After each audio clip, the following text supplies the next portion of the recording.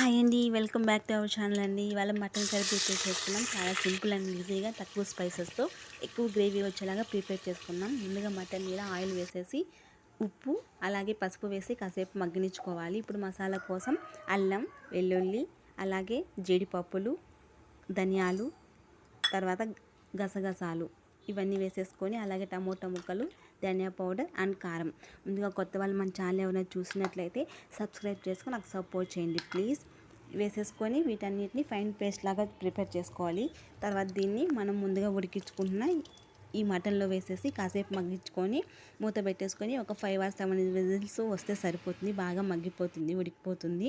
ఇంకా ఫైనల్గా మన కర్రీ అనేది ప్రిపేర్. వేడివేడి రైసు, చపాతీ, దేంట్లో కన్నా టిఫిన్, ఇడ్లీ, దోశ దేంట్లో కన్నా చాలా అంటే చాలా బాగుంటుంది. ఇప్పుడు ఫైనల్గా ఏంటంటే కొత్తిమీర వేసేసుకొని సర్వ్ చేసుకొని తినేసేయడమే.